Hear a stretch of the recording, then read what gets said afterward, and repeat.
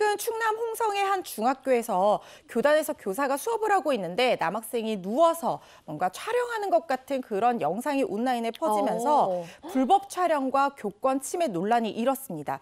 그 가운데 최근 1년 사이에 학생의 교권 침해 건수가 늘고 있다는 지적이 나왔는데요.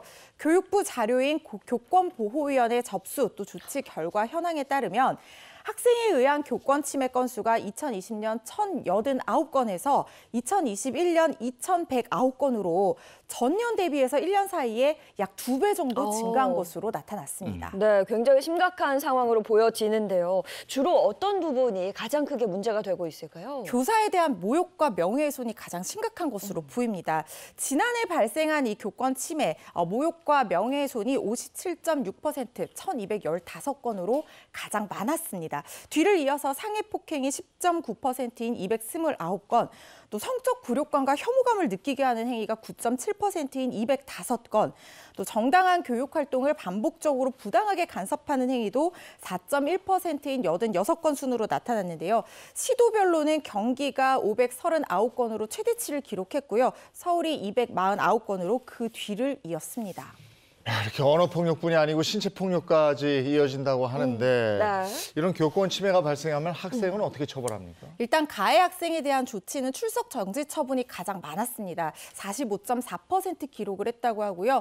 이어서 이 교내봉사, 특별교육 프로그램 이수, 또 전학 처분, 사회봉사, 퇴학 처분 순으로 그 뒤를 이었습니다.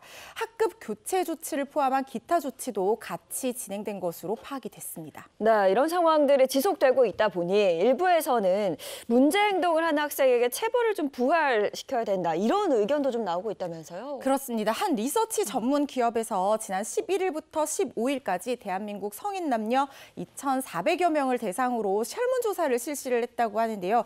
조사에 따르면 수업 중에 교사에게 문제 행동을 하는 학생에게 어떤 조치를 취하는 게 제일 합리적이냐, 이런 질문에 벌점 부여가 32.2%로 가장 높은 것으로 나타났고요. 이어서 퇴학 조치가 25%, 체벌이 24.6%, 말로 훈육해야 된다는 의견이 14.5%, 또 어떤 조치도 소용없다, 그냥 놔둬야 한다가 3.7%로 뒤를 이었습니다.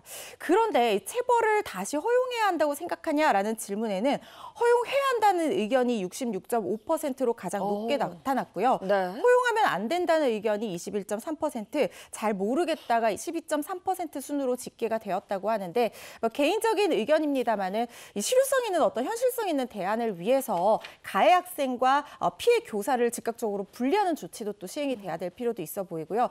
특히 또 생활기록부에 지금 학교폭력에 대한 어떤 내용은 기록이 되도록 되어 있는데 교권을 침해한 행위에 대해서는 기록되는 어떤 근거 규정이 없는 상황입니다. 그래서 이런 부분에 대한 어떤 제도적인 근거 규정이 마련이 된다면 좀 현실적인 대안이 되지 않을까 하는 생각이 듭니다.